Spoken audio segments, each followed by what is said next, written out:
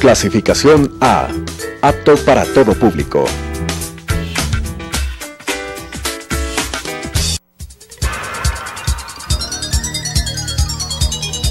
Las opiniones vertidas en este espacio por la producción y dirección del programa son de exclusiva responsabilidad de sus autores y de quienes intervienen en ellos.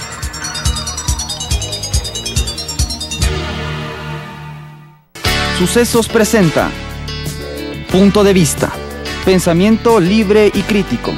Día a día buscaremos diferentes visiones para la comprensión de la realidad del tercer milenio.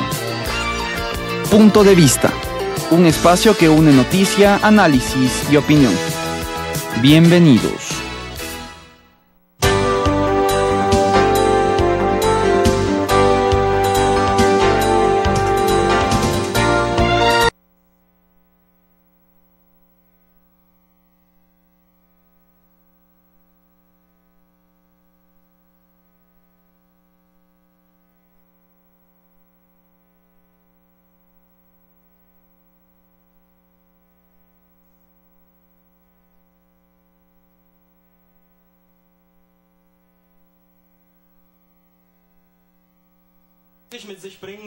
Gracias por estar con nosotros. Les saludamos desde Telesucesos y Radio Sucesos. En este momento está con nosotros el concejal Patricio Vidia, quien lidera la Comisión de Turismo del municipio, pero quien también está presentando una nueva ordenanza municipal, una propuesta de ordenanza que tiene que ver con aquello que a todos nos interesa, que es el estacionamiento. ¿Qué ocurre con esta ordenanza, concejal?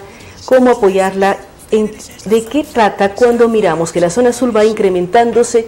Hay mucha gente que aplaude la zona azul, pero también hay dificultades cuando uno ingresa en parqueaderos privados. Sí, buenos días, un saludo cordial a quienes nos escuchan y nos miran.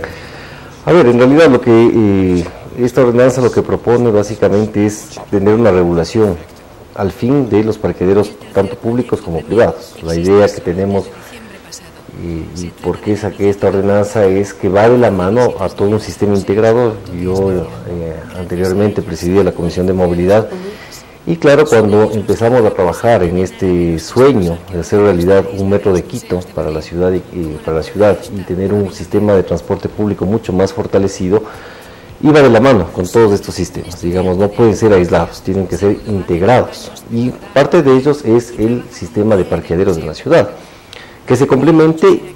Y si queremos solicitar al ciudadano, al usuario del transporte privado, que deje su vehículo, hay que darle las opciones para que pueda dejar, que se desestimule realmente el uso del vehículo particular. De esta forma, lo que tenemos en la ciudad es un crecimiento en el parque automotor, es una realidad, para lo cual hay que dar también estas ayudas. Que pase lo que pase, crisis o no, continúa incrementándose. Se sigue incrementando. Más o menos siempre, cada se sigue año incrementando. Cada año hay más vehículos, siguen circulando más vehículos.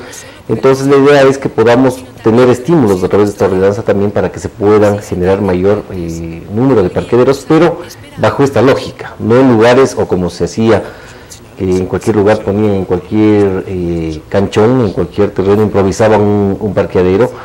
Eso puede ser contraproducente porque puede estar en un lugar donde existe un número alto de tránsito, de tráfico. Entonces, más bien la lógica es estimular para que se puedan conformar o crear nuevos parqueaderos en lugares que estén integrados a los sistemas de transporte público. Llámese una estación del metro, llámese cercano, digamos, no en el mismo sitio, pero puede estar cercano a una estación de los corredores municipales, por ejemplo. Es decir, para que uno vaya en su vehículo propio hasta cierto punto y luego tome transporte público. Exactamente, pero dejando también su vehículo sabiendo que deja con garantías y que el cobro además va a ser excesivo y abusivo. Ahora, ¿qué se hace con aquellos tickets que a uno le entregan en los diferentes parqueaderos, en donde el parqueadero no se responsabiliza de nada, ni del vehículo, ni se le chocan, ni se le roban?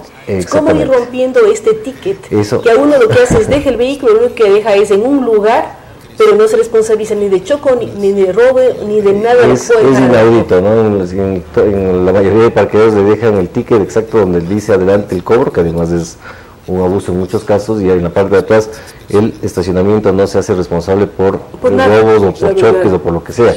Entonces, eso vamos a cambiar porque de aquí en adelante todos los estacionamientos en la ciudad tendrán que tener una póliza de seguros que brinde la garantía al usuario. Es una póliza contratada para que el usuario en este caso sepa que cuenta con una garantía. Además que existe en la normativa cosas como, por ejemplo, que tendrán que contar con cámaras de seguridad, mayor número de guardias de seguridad, por ejemplo, los estacionamientos. Entonces va a dar una serie de garantías para que el usuario de los parqueaderos sepa que el vehículo va a estar en buenas condiciones. Lo segundo que les decía, se evitará, a partir de esta normativa, se evitará que existan abusos en el cobro de los parqueaderos, es decir, habrá límites, que eso técnicamente se lo va a trabajar y se lo va a realizar. ¿De qué manera? Ponemos un ejemplo, a nivel internacional la lógica dice que un parqueadero que está en el centro histórico de una ciudad es el parqueadero que debería tener el mayor costo, por lo que implica estar en una parte céntrica de una ciudad. Entonces aquí tenemos una parte turística y una parte especial, digamos. Especial, donde no hay unas avenidas amplias, entonces ahí debería tener el mayor costo. Aquí tenemos el claro ejemplo del Cadizán, del parqueadero que está en la calle Mejía. Que es municipal. Pero técnicamente pensado, digamos, este parqueadero no tiene un costo mayor a 75 centavos la hora o fracción. Entonces, basados en esa lógica, hay que ir zonificando exactamente los precios y poniendo límites. Es decir, si es que ese parqueadero debería ser el que mayor costo tiene en la ciudad, en ningún otro lado, esto es un ejemplo nomás, no quiero decir que eso va a suceder, eso va a ser un estudio técnico, pero en ningún otro lado debería por qué tener un costo mayor a este. Entonces, lo que buscamos es que ahora sí se fijen los precios técnicamente y no pensados o por el abuso, por la necesidad. Aquí sucedía, claro. Bien, que usted dice, es importante que exista un precio justo, pero que signifique el respaldo, que los parqueaderos tengan pólizas de seguro para los vehículos, que el usuario tenga seguridad de dejar parqueado su automóvil allí. Exactamente, esa es la idea, brindando las garantías y seguridades al usuario para que de esta manera sí se desestimule el uso del vehículo particular y los usuarios, la gente pueda trasladarse, digamos, pueda dejar en estos parqueaderos y pueda trasladarse en un transporte público, digamos, que sea eficiente para la ciudad. Usted, cuando fue parte de la Comisión de Movilidad, ¿qué ocurre con el tema pico y placa? ¿Se piensa ampliar el número de horas y hacer días completos para la no circulación de determinados vehículos? ¿Cómo avanzar en esto para que en algún punto Quito se descongestione? Al momento están haciendo obras muy importantes, los intercambiadores aquí en Granados y Río Alfaro, las estaciones de metro, lo que está pasando en el túnel Guayasamín para hacer esta nueva forma de llegar a los valles. Pero ¿qué hacer para que se pueda tener una movilidad al menos aceptable en la capital? A ver, el pico y placa puede ser una solución, de hecho en su momento fue una solución, y se puede seguir extendiendo, digamos, el número de horas, el número de días, pero siempre y cuando, yo siempre he dicho, se le dé también al usuario la facilidad. No se le puede exigir a las personas que tienen su vehículo, dejen más tiempo, más horas su vehículo, mientras tanto todavía no tenemos un buen sistema en el servicio de transporte. Entonces, por eso fue cuando yo presidí la Comisión de Movilidad, obviamente se pensó en esto de tener un metro para la ciudad que descongestione las vías, que sea... Pero para tener el metro nos faltan algunos años. Todavía falta, claro, porque es a largo plazo. Digamos, esto, fíjese, empezamos todo este sueño empezó hace más de 4 años, 5 años.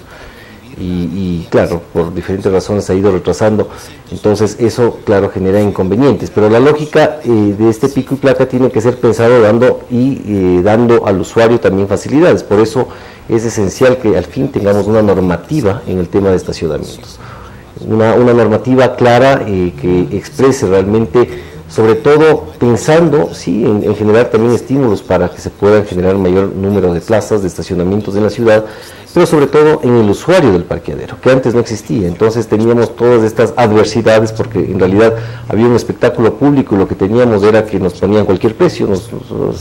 Claro, era la forma, digamos, de aprovechar en ese momento. Si es que había también un evento deportivo, sucedía lo mismo. Entonces, con esta ordenanza al fin vamos a tener esta normativa. Y la ordenanza es importante, si uno piensa en lugares como la propia Casa de la Cultura, donde va a llevarse Hábitat 3 a cabo, en un momento dado dejan subirse en el parque, pero no es permitido. Entonces uno deja el carro parqueado, alguien le hace parquear y después se encuentra con multas. O sea, son una serie de elementos para garantizar mejor movilidad. Contempla también esta ordenanza el parqueadero, estacionamientos privados, públicos y en la vía pública. Eso también es importante, ahí también se va a evitar que existan estos abusos.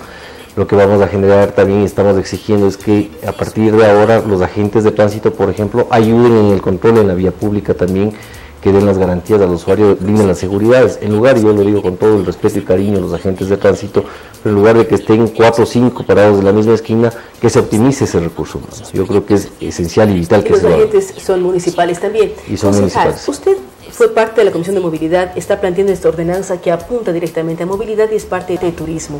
¿Cómo mejorar el tema seguridad?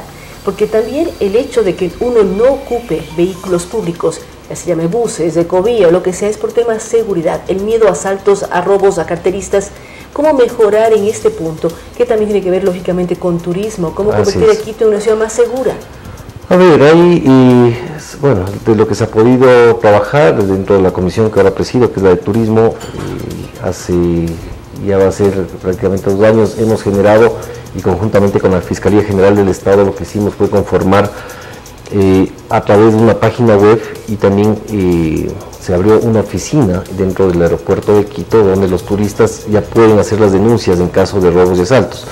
¿Y esto qué significa? Nos ha dado muy buenos resultados, hemos hecho un análisis de indicadores, y el número, obviamente lo ideal sería que los turistas no sufran de robos ni asaltos, pero si así sucede, antes no tenían dónde poner la denuncia, ahora ya tienen esta facilidad, claro, a través de la página web, y eso nos ha permitido ir focalizando los sitios, los lugares donde existe mayor número de riesgos.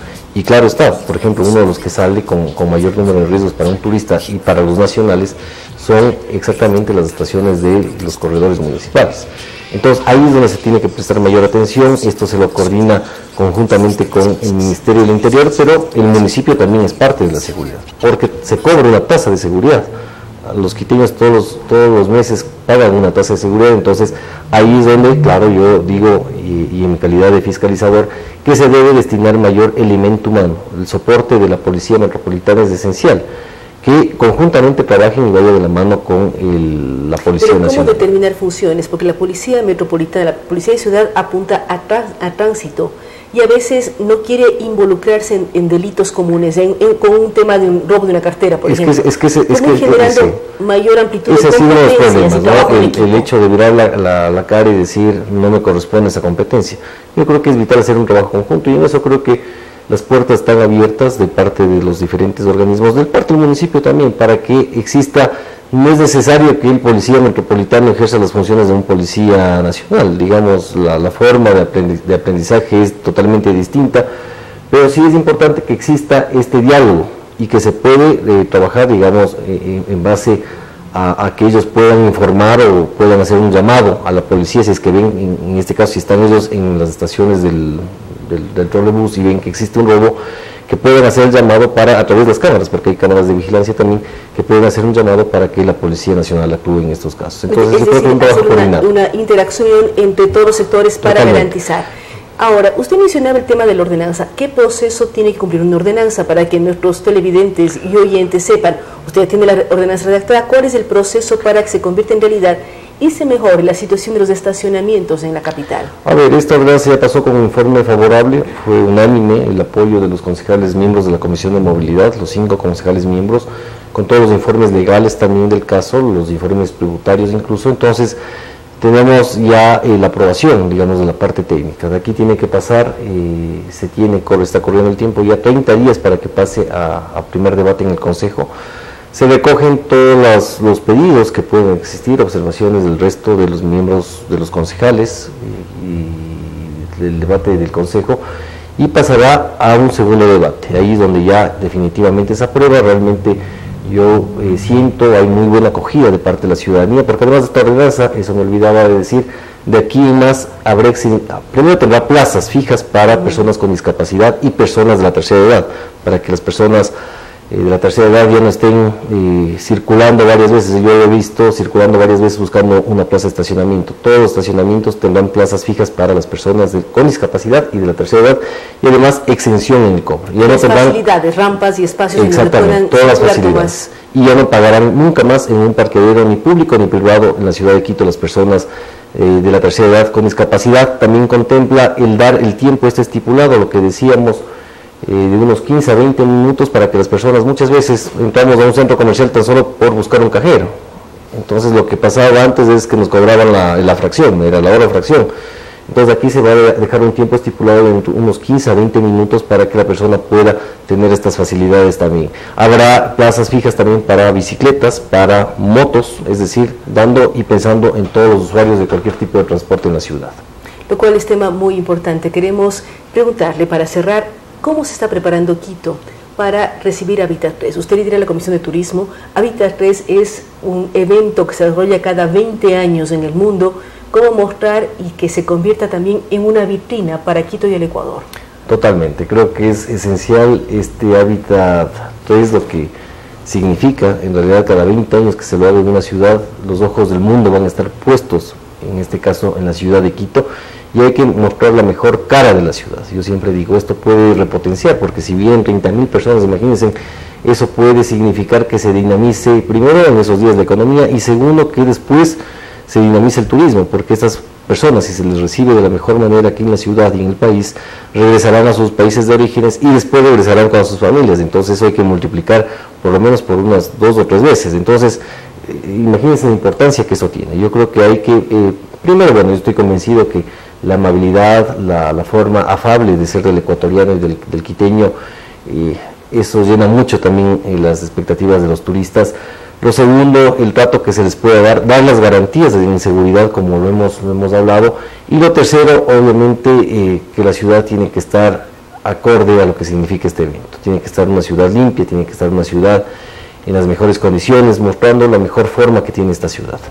Muchísimas gracias al concejal Patricio Vidia. Recordamos que lidera la Comisión de Turismo, pero también que está presentando una ordenanza para facilitar el estacionamiento en la ciudad de Quito, tanto en sectores públicos como privados, para que garantice que quienes vivimos en la ciudad capital tengamos lugares seguros para estacionar nuestros vehículos y que de esta manera logremos integrarnos a la red de transportes público.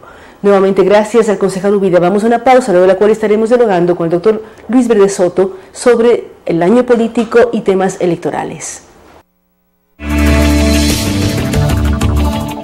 Hacemos una pausa y continuamos con Punto de Vista.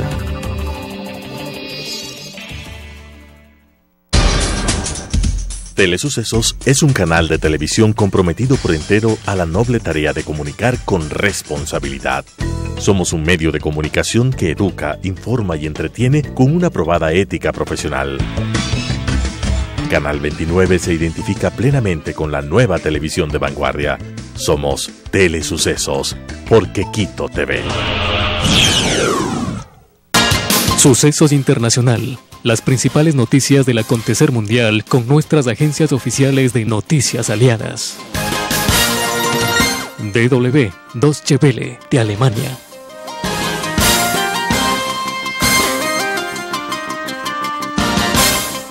RT, Russia Today.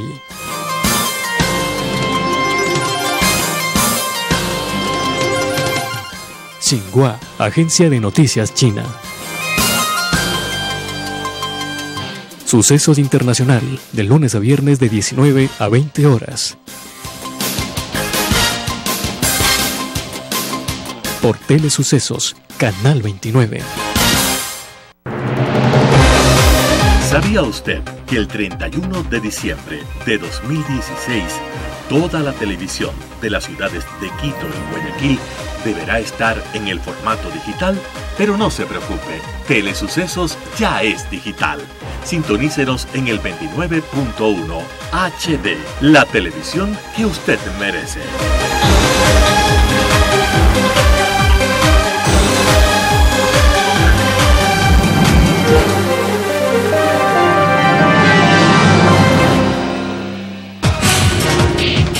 Telesucesos es el primer noticiero de texto en la televisión ecuatoriana.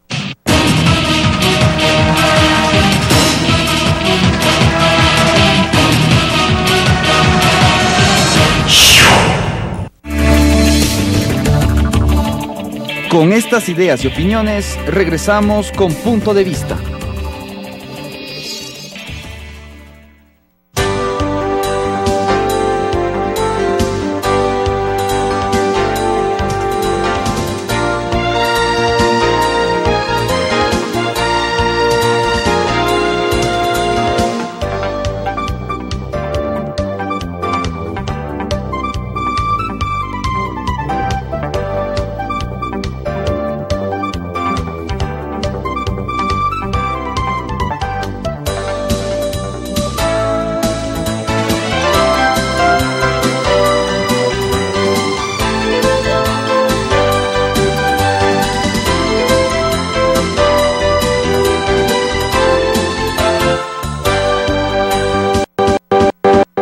Gracias por continuar con nosotros. Como lo habíamos anunciado, estamos con el doctor Luis Verde Soto, con quien queremos hablar sobre este año que vivimos como preelectoral.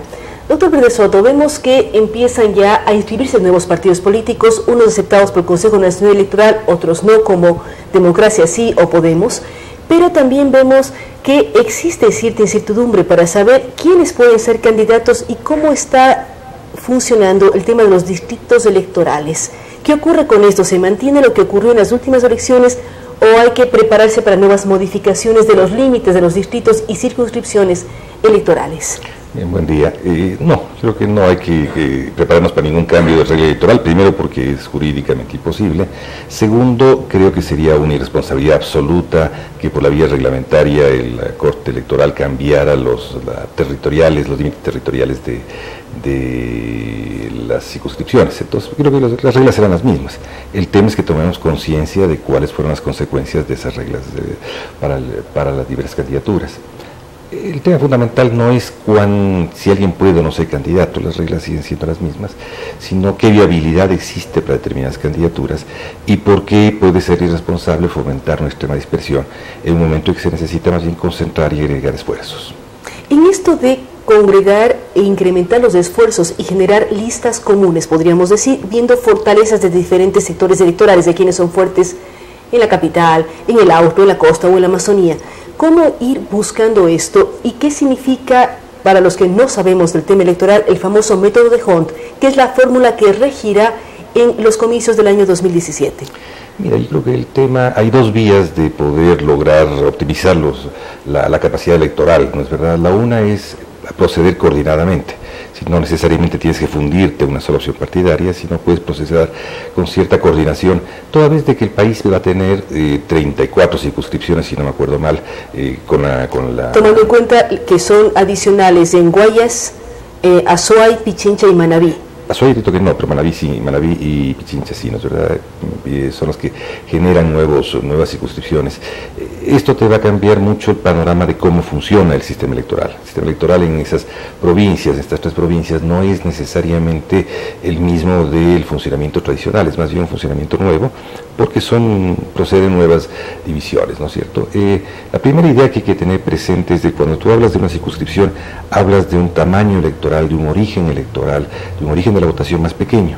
Entonces muchas veces el candidato cree que porque lo conoce en el país va a ser elegido porque esta forma de conocimiento se verifica automática e inmediatamente en la circunscripción. Esto no es así. La circunscripción tiene su propia Además dinámica. Que no es lo mismo que a uno le conozcan a que voten por uno, son dos cosas diferentes. Por un lado, ¿cierto? Y la decisión electoral proviene más de factores, ahora ya vemos intermedios y pequeños de la localidad, más que del conjunto del país, del conocimiento más cercano. Y esto cambia mucho el panorama de la oferta electoral, la oferta que presentarán los partidos, ¿verdad? Esto cambia también la calidad de los legisladores. No necesariamente los mejores del nivel nacional van a poder entrar en las circunscripciones, y entrar en la circunscripción nacional es difícil. Son 15 legisladores, van a ser 13 o 14 partidos nacionales, va a ser muy difícil, es una competencia muy cerrada. Son 15 escaños y al momento hay 12 o 13 partidos ya inscritos a nivel nacional. Y serán 15 al mes de agosto, entonces va a ser muy difícil que ellos presenten listas en las que, más allá de una franja de seguridad de 1, 2 o 3 nacionales ingresen los partidos más grandes, y será muy difícil que los más pequeños logren poner en esa franja de seguridad o logren entrar a la franja de seguridad con uno. ¿Por qué denominar franja de seguridad? Significa que con el electorado seguro de tu partido te garantiza tener cierta posibilidad alta de que tengas legisladores. Eso se llama normalmente franja de seguridad, ¿no es cierto? Si tu partido tiene una determinada cantidad un porcentaje de votos y una cantidad de electores más o menos estables dentro del electorado duro tuyo, tú llamarás franja de seguridad a aquellos candidatos que estén dentro. Que sin duda alguna ingresarán y ganarán. ¿Qué ocurre con fenómenos como los que hemos vivido hasta las últimas elecciones, en donde Alianza País ha sacado muchísimos escaños, más del 70% de la presencia en la Asamblea, aunque tiene alrededor del 50 y pico por ciento de votos? ¿Cómo analizar esta distribución de escaños que a veces escapa de la comprensión generalizada cuando uno pone votos versus escaños? Voy a tratar de ser lo más sencillo para comunicar qué es lo que ocurre. En Ecuador prima se utiliza lo que se llama el método D'Hondt. El método D'Hondt es un método en el cual se calcula la traducción de votos en escaños. Ningún sistema electoral traduce exactamente el número de votos en escaños o la proporción de votos en escaños. ¿Por qué? Porque tendríamos que ser cada uno de nosotros candidato, y cada uno de nosotros tiene que ser elector y tendría que ser legislador. Ahí sería la traducción exacta. Como no es así, digamos, existen 8 o 10 millones de... Y existen formas de distribución. Estas formas de distribución, de traducir esta cantidad, estos 8 millones de votos en un número de escaños, ¿no es cierto?, 135 escaños. Esta forma de traducir es una forma de cálculo. Hay muchos métodos, unos que son más comprensivos hacia las minorías y otros que son más restrictivos y estimulan las mayorías. Todos estimulan algo. El método danés, por ejemplo, estimula el capturar las más recónditas minorías territoriales. El método D'Hondt es lo contrario, estimula la formación de grandes mayorías. En este estímulo de las grandes mayorías produce una distorsión muy grande entre votos y escaños, que es el que tú hacías relación. 50% termina en 70 y tantos por ciento de escaños, 50% de electores que votan por un partido termina en 70% de escaños. ¿Por qué se produce esto? Porque la contabilidad no actúa sola, actúa sobre una forma determinada de las circunscripciones. Mientras más pequeña es la circunscripción, en el caso ecuatoriano las circunscripciones van entre 2 y 5, 2 y 6, ¿no es cierto?, actúa menos la capacidad de traducir fielmente la proporción. Entonces actúa mucho más el estímulo de la mayoría. Cuando tú tienes 5 autoridades elegidas en una circunscripción, el método proporcional captura menos a las minorías y captura solamente a las mayorías. Por eso es que un partido grande, como era País, ¿no es cierto?, es el que más se beneficiaba de este método de estímulo de mayorías.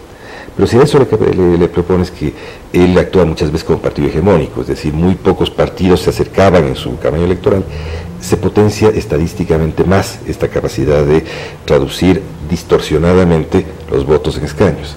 Pero si eso le juntas de que tus contendores actúan dispersamente, son muchos y ninguno tiene nada para llegarle ni a las rodillas, se multiplica y se potencia más. Entonces, si tú juntas circunscripciones pequeñas, método D'Hondt, partido hegemónico, dispersión electoral, haces lo justo para que un partido como País tenga de 50% de electores, 70 y tantos por ciento de escaños. Nos ha dado varios ingredientes, por decir así, Luis Verde Soto. Circunscripciones pequeñas, partido hegemónico, dispersión de los electores opositores y también el método de D'Hondt. ¿Cómo hacer y romper esto en las próximas elecciones? Porque sigue siendo el movimiento País el grupo con mayor reconocimiento en el Ecuador. O sea, mucha gente tiene el número 35 grabado en su mente. ¿Cómo deberían actuar los sectores de oposición para garantizar mayor presencia en la Asamblea? Porque si bien, por una parte, tenemos elecciones presidenciales, casi mucho más importantes van a ser las legislativas, porque de acuerdo a los propios opositores, hay muchas leyes que modificar, muchas cosas que hacer en el mundo de la Asamblea. Mira, dos cosas no digamos, en complemento a lo que aquí hemos mencionado, ¿no es cierto? Nuestro sistema electoral es un sistema electoral casi absurdo, porque los sistemas electorales tú tienes la posibilidad de que los partidos presenten listas y que estas listas se asignen proporcionalmente a la ubicación electoral sus candidatos elegidos como autoridades. En algunos países, y ese fue el caso ecuatoriano cuando se introdujo la reforma, se introducen algunas preferencias. Yo prefiero 1, prefiero 2, tengo 5 posibilidades de votar en mi circunscripción, pero prefiero 1 y 2, para tratar de romper el monopolio partidario y reubicar los candidatos que se producen. Pero en el caso ecuatoriano no, nosotros exageramos en la interpretación, muy malintencionadamente, exageramos la interpretación y dividimos tu voto en tantos fracciones, cuántas autoridades elijas. Entonces tú no te acercas con una preferencia para 1 o 2, sino con tantas preferencias cuántas autoridades eligen. Esto sí, con 5, si es que tu circunscripción es de 5 autoridades. ¿Qué implica esto? Que este nivel de dispersión se diluye entre muchos partidos, ¿no es cierto?, entre muchas opciones, quienes dispersan, ¿no es cierto?, y multiplica estadísticamente el peso electoral de quienes votan partidariamente. Es decir, es mucho más importante un voto en plancha, que es la terminología más conocida, votar, en el caso de Pichincha, por los 16 o 18 asambleístas. No, en el caso ahora son la distribución territorial, perdón la confusión, por 5 asambleístas en grupo y no pensar en buscar las mejores opciones regadas en una papeleta. Es lo que pasó la vez pasada, ¿cierto? La candidata que tuvo más votos en Pichincha, en una circunscripción, la circunscripción de Pichincha no entró. La doctora Romo, María Paula Romo fue la con más votos individuales. Individuales, pero no entró porque en la contabilidad su partido no alcanzaba a tener el número suficiente de fracciones de voto para que entrara a esta franja de seguridad. ¿Qué es lo que ocurre finalmente? ¿Cómo votamos los ecuatorianos? Primero votamos y mayoritariamente por partidos. No detestamos a los partidos, pero el rato en el cual nos acercamos a votar, votamos todo o por la 35, o por la 12, o por la que fuere, ¿no es cierto? Es una opción. La pregunta sería, ¿la 12 va a participar esta vez? No lo sé. Todavía no está escrito. Son ejemplos, ¿no es cierto? El otro elemento es que tú votas generalmente por aquellos en que tu índice de recordación da. De los 5, yo me acuerdo 3. ¿Te acuerdas tú por los que votaste la vez pasada? Seguramente no, ¿no es cierto? De 1 o 2 posiblemente, pero de los 5 no. ¿No es cierto? La gente entonces... Y en la nacional funciona exactamente igual, hay que votar por plancha por los 15. Claro, sí, son 15. La metodología es la misma, pero el método de cálculo es otro. El método de cálculo es Webster, ya no es D'Hondt. ¿Y en qué se diferencia Webster de D'Hondt? Es decir, en los asambleístas locales o provinciales entra el método de D'Hondt, y en la nacional entra el método de Webster. La diferencia es de que el método Webster es un poquito más ligado a las minorías. Tiende a capturar un poquito más de minorías. El método es estadístico, ¿no es cierto? Para hacer la cifra repartidora, en un caso divides por números sucesivos, 2, 3, 4, 5. Mientras en el de Webster vas por números saltando uno, por impares, 3, 5, 7. Con lo cual te permite que tu cifra repartidora sea un poquito más pequeña. Y al ser un poquito más pequeña, tal vez captures un partido que está fuera de los hegemónicos, fuera de los principales. Esa es la única diferencia. Lo ideal hubiera sido, digamos, para decirlo en términos rápido, mal y pronto, de que el método Webster se aplicara en circunscripciones más grandes y el método D'Hondt saliera del escenario. Pero bueno, esas son cosas que... Y este rato es muy formal, la normativa está dada, estamos menos de un año antes y no hay cómo cambiar. ¿Qué pasa con el colectivo Rafael Contigo Siempre? ¿Qué pasa si hay la posibilidad de que el presidente Correa vaya a la reelección? ¿No cambia la normativa y volvemos...? Bueno, en el caso presidencial no hay ningún cambio.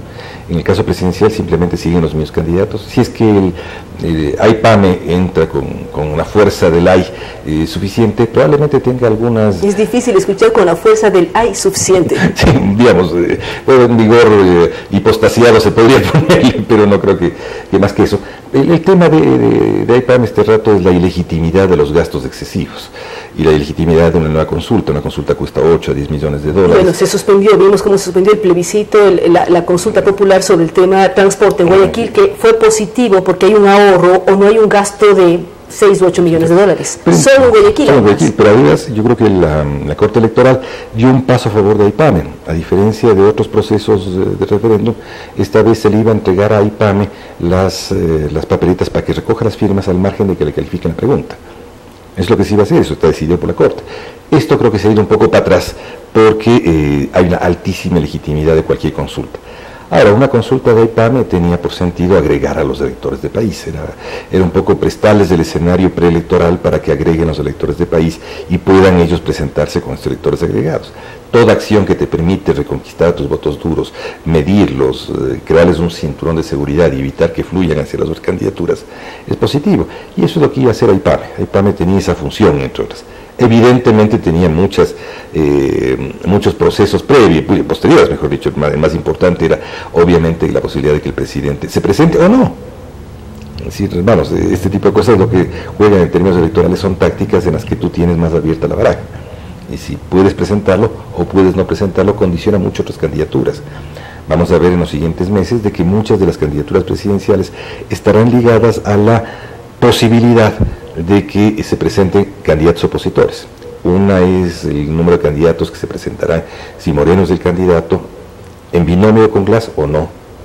Otra es la posibilidad de que Glass se presente en binomio con Moreno o no.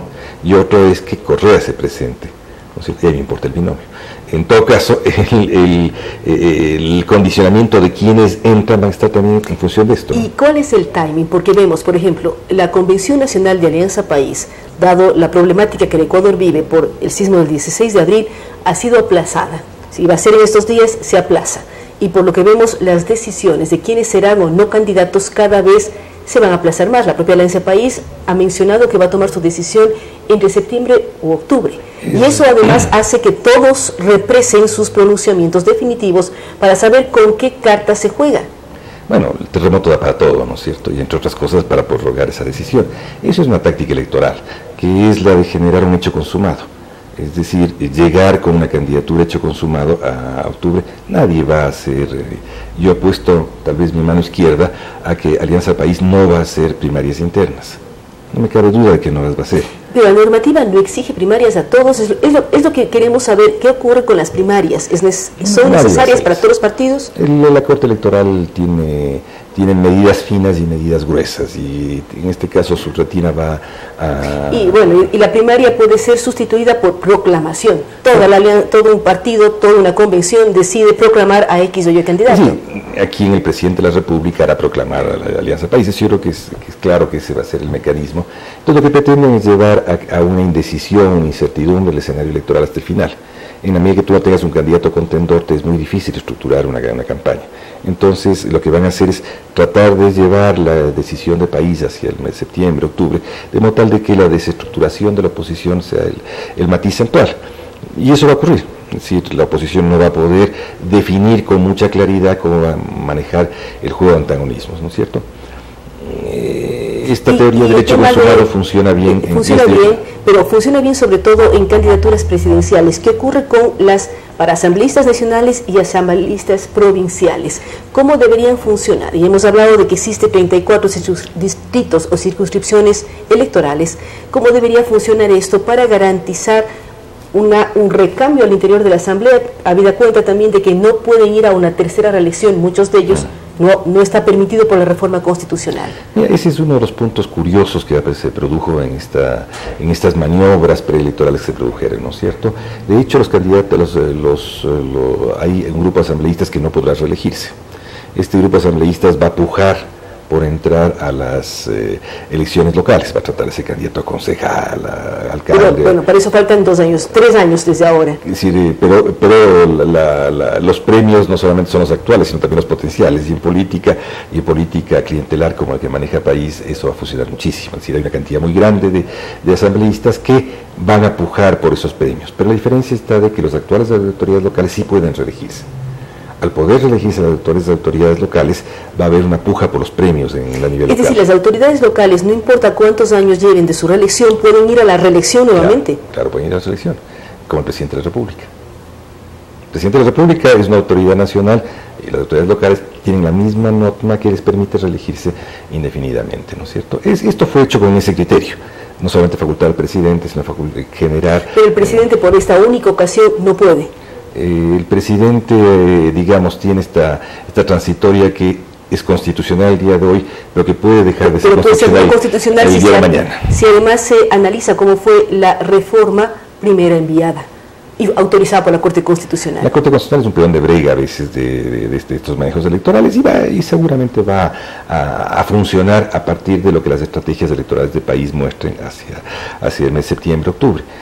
Creo que el tema ahora es cómo recuperar desde el lado de la oposición la iniciativa, cómo recuperar la capacidad propositiva, cómo llegar a un nivel de coordinación electoral suficiente para el Parlamento que te permita tener un Parlamento oxigenado, con suficiente fuerza como para proceder a una reforma institucional que este país la necesita a gritos y obviamente construir las bases necesarias para que haya una elección presidencial de la oposición.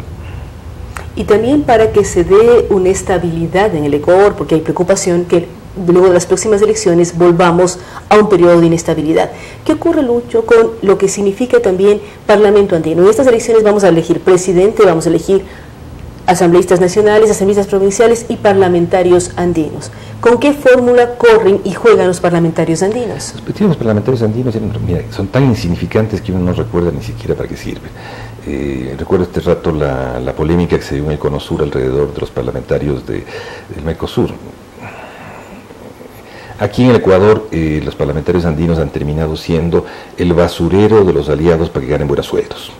No hay... Pero es muy duro, el basurero de los aliados para que ganen buenos sueldos es algo durísimo. Pero eso es lo que decir sobre el Parlamento andino. No sobre el Parlamento, sobre la práctica de país en el Parlamento andino, no sobre el Parlamento andino, sino sobre cómo el país maneja el Parlamento andino, ¿no es cierto? No le concede importancia, ubica ahí a los legisladores que no quiere, exlegisladores que no quiere que estén presentes en el escenario nacional, que tengan que ubicar a los suyos, hace que estos legisladores ganen buenos sueldos, sean también peones de brega de algunas movidas que tengan incidencia en el país, y nada más. llega hasta allí, ¿no es cierto? Pero la incidencia de la institución en el país es virtualmente inexistente, que es la misma del sistema andino en nuestros países. Este rato el sistema andino está virtualmente detenido, no está funcionando en su plenitud. Baste ver lo que ocurre con la Universidad Andina y el atropello a la autonomía de la Universidad Andina. Entonces yo creo que el Parlamento andino va a ser una elección de segundo orden, que va a estar ligado a la posibilidad de país a veces de poner allí a algunos de los legisladores a quienes, o algunos de las personalidades a quienes quiere dar inmunidad, porque los parlamentarios andinos tienen inmunidad, ganan sueldos razonables. Yo no recuerdo cuánto, una vez vi el cálculo de cuánto ganan entre pasajes, viáticos y salario.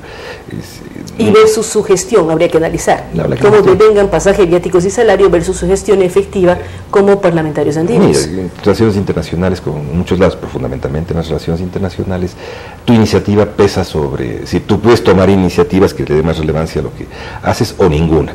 Y en este caso vivimos más bien en el plano del ninguna, ¿no es cierto? Los sistemas electorales tienen siempre unos reservorios para este tipo de manejos, ¿no es cierto? Otros reservorios suelen ser a veces los diputados que vienen de circunscripciones de migrantes. Entonces, como tú sabes, el país tiene guardados ahí 6 votos para ellos. Son 6 votos. Bueno, habrá que ver si eso se mantiene o se revierte y algún sector de la oposición se involucra con los votantes. Yo espero que así sea, pero será muy difícil cuando tienes un presidente que ha dado tantas giras internacionales. ¿Y por qué las hace? Entre otras cosas, pues son lo que en la jerga de los analistas electorales llaman los diputados baratos.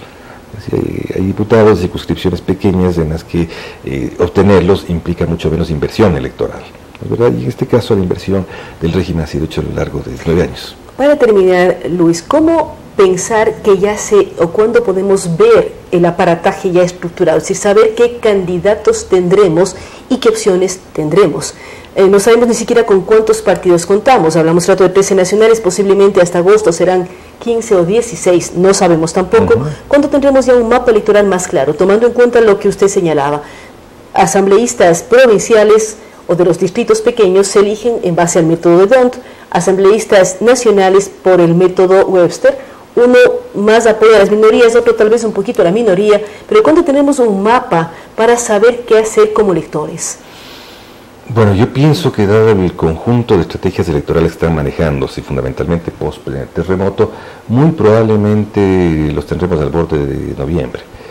Muy probablemente, porque se pretende que haya una campaña electoral pequeña en la que, como te decía, entren los hechos consumados. Pero otra vez vamos a jugar a cara conocida, no importa quién sea. Así es. Porque en un mes o en 2 meses o en 3 meses, difícilmente un candidato o candidata se hace conocer por los electores. O salvo que venga lo otro, ¿no es cierto?, la irrupción de un outsider medio mesiánico que aparezca e ilumine toda la escena, cosa que no veo en el camino, ¿no es verdad? Yo más bien creo que va a confrontarse este ropaje de novedad que maneja el país, que se presenta como lo moderno, lo nuevo, lo antipasado. Pero es un antipasado con pasado inmediato de 10 años ya. Sí, pero de 10 años y con prácticas de 100. Entonces, llega esto más probablemente candidaturas que emerjan más ligadas a profesionalidad política, más ligadas a cierto intento de recuperación de un país, de fondo, de esta ecuatorianidad de fondo. No sé, creo que esto va a surgir. Creo que lo peor que nos podría ocurrir en la oposición también es dedicarnos a una estrategia de hecho consumado, porque la permanencia en la escena esperando que 2 hechos consumados entren puede llevarnos a un fracaso. Pero vamos, yo creo que queda mucho por hacer en estos meses, queda mucho por construir, las elecciones en América Latina cada vez tienen más peso, antes no tenían peso, cada vez tienen más pesos, hay electorados un poco más móviles. Creo que el peso de la crisis económica va a ser menor del que pensamos, pero va a ser importante. Creo que el peso de los temas de transparencia van a ser mayor, porque ya el país están sedimentando procesos de transparencia, están sedimentando denuncias, se está viendo las consecuencias de determinada contratación pública. Creo que veo muy importante el peso de los chicos jóvenes, los diversos segmentos de jóvenes que no necesariamente están ligados a un partido político, aunque debe reconocerse siempre que los partidos políticos van a tener la mayor importancia para la elección parlamentaria. Seguramente en la elección nacional van a tener una menor importancia y más los segmentos de la sociedad civil van a estar presentes. La presencia de la sociedad civil de distintos modos va a ser muy grande, ¿no es cierto? Distinto.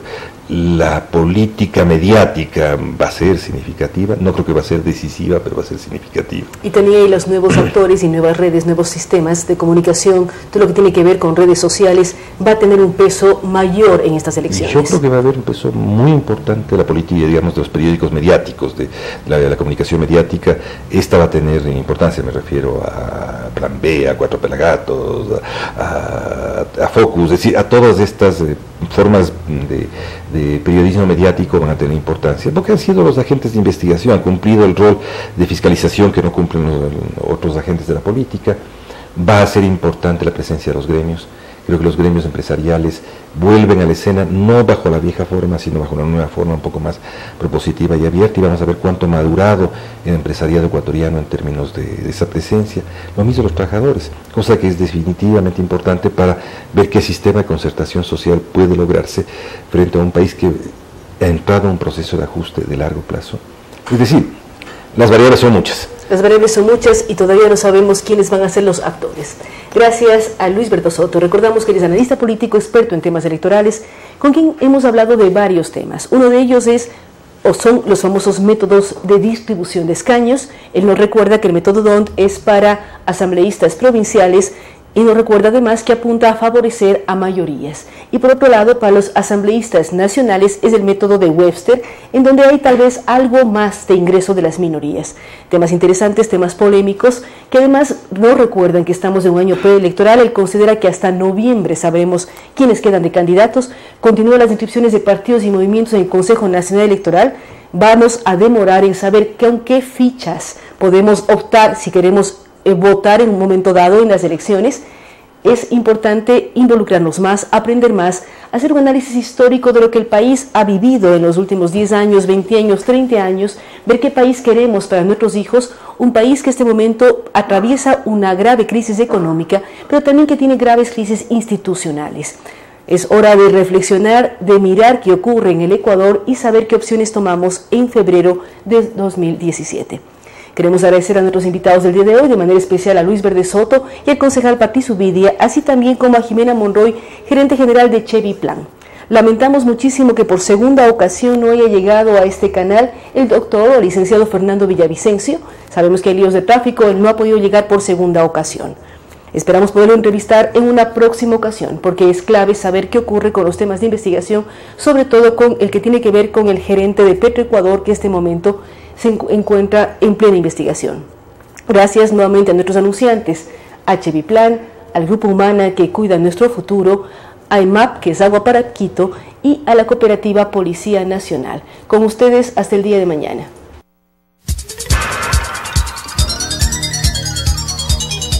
Las opiniones vertidas en este espacio por la producción y dirección del programa son de exclusiva responsabilidad de sus autores y de quienes intervienen en ellos.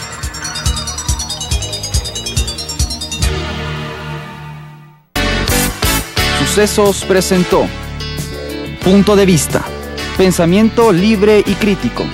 Día a día buscaremos diferentes visiones para la comprensión de la realidad del tercer milenio.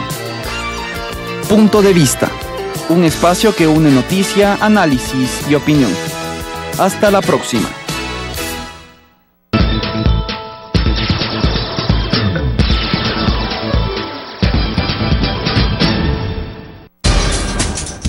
Telesucesos es un canal de televisión comprometido por entero a la noble tarea de comunicar con responsabilidad. Somos un medio de comunicación que educa, informa y entretiene con una probada ética profesional. Canal 29 se identifica plenamente con la nueva televisión de vanguardia. Somos Telesucesos, porque Quito TV.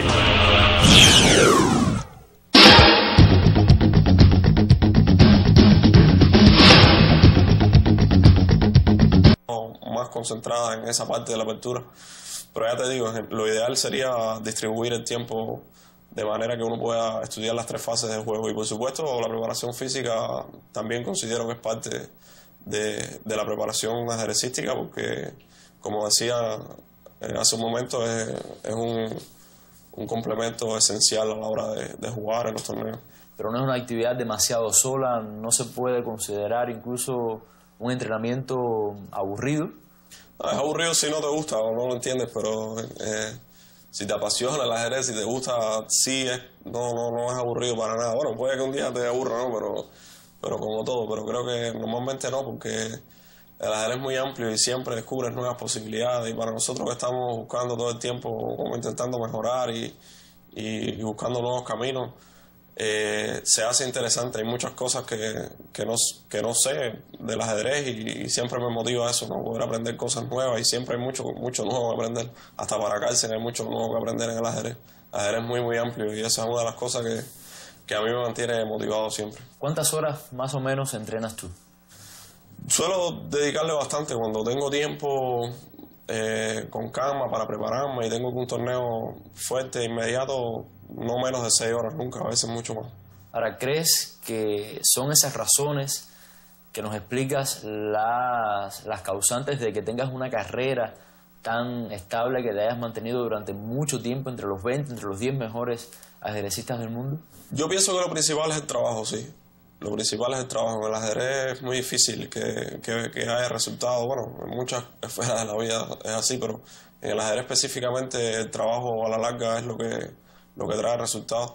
Y el haberme mantenido durante varios años trabajando de manera consistente, aun cuando los resultados no eran tan buenos, aun cuando parecía que las cosas no iban a salir bien o no iban todo lo bien que deberían, de acuerdo al entrenamiento que iba llevando, sí, la tenacidad de mantenerse trabajando ahí a la larga trae buenos resultados, y creo que si tengo que destacar un aspecto de mi carrera como ajedrecista es ese, en que siempre me he mantenido trabajando, y pienso que ahí es donde está la diferencia, ahí es donde llegan los resultados. Así es el caso también de los ajedrecistas de la élite, a otro nivel quizás, pero siempre es el trabajo lo que trae los resultados. Supongo que, como en todas las profesiones, también hay un momento para la autocrítica, para la reflexión de tu carrera y de tu actitud como ajedrecista. ¿Cuáles son tus puntos débiles como jugador, como ajedrecista, o piensas que no los tienes? Sí, los juego. De hecho, juego mucho, ¿no? Veo que hay muchas cosas en que tengo que mejorar. Ya te decía antes, el ajedrez es muy amplio, y cuando analizas tus partidas a la luz de la computadora, o a veces ni siquiera a la luz de la computadora, simplemente analizándolas con calma después que juegas, te das cuenta de que cometes errores. Y yo me doy cuenta de que cometo errores y que aflojo muchas veces en las 3 fases de la partida, no solamente en una, sino en las 3. Tengo que mejorar mucho, y la administración del tiempo es algo que me ha golpeado mucho últimamente. Me apuro demasiado de tiempo, y eso me lleva a cometer errores luego en posiciones ventajosas que no logro materializar, por ejemplo. Es un defecto serio del juego. En un momento mi repertorio de apertura no era todo lo amplio que debería ser, era un poco predecible, y eso le hacía más fácil a mis rivales prepararse contra mí, lo que a un alto nivel me trajo problemas serios. Mi técnica de finales no es lo suficientemente buena. A veces pierdo la concentración en medio juego y dejo se me escapan jugadas en el cálculo. Ya te digo, tengo que mejorar, yo creo, de manera general en todo, pero bueno, ese es lo bonito del trabajo en el ajedrez, ¿no? Que puedas reconocer tus errores y focalizarte en ellos e intentar mejorarlos directamente. Bueno, a pesar de todo esto, te has consolidado como el mejor ajedrecista cubano y de América Latina en la actualidad. ¿Crees que ser un jugador, un ajedrecista de un país tercermundista, de un país subdesarrollado o de una región subdesarrollada, es un freno, es una limitante para estar en el ranking mundial? Yo pienso que una de las principales desventajas es que el tema geográfico, ¿no?, de los torneos. Siempre tengo que dar largos viajes para jugar los torneos principales. Por ejemplo, mis torneos principales suelen ser en Europa, en Rusia muchas veces, en países de Europa del Este, y en China muchas veces, y los viajes son largos, y a veces eso me trae consecuencias un tanto negativas en los torneos. no me adapto bien al horario, y no puedo estar siempre al 100% físicamente en las partidas, y eso muchas veces, yo diría la mayoría de las veces, es una desventaja. Pienso que esa es una de las desventajas más serias. Por otro lado, sí creo que a veces me ha traído algunos beneficios, por ejemplo, cuando se trata de dar una representación de cada lugar del mundo en, digamos, un ciclo de Grand Prix o en algún torneo en específico. Sí, como uno de los primeros jugadores en Latinoamérica, a veces me han tenido en cuenta y eso ha significado una ventaja, pero en general yo creo que es más la desventaja de estar un poco lejos del foco principal, del escenario principal de los torneos en el mundo, que es Europa. Ahora que hablas de Rusia y también de los países de Europa del Este, esto me lleva a preguntarte lo siguiente: ¿qué opinión tienes de la escuela soviética de ajedrez? ¿Cuánto le debe el ajedrez actual a la escuela soviética?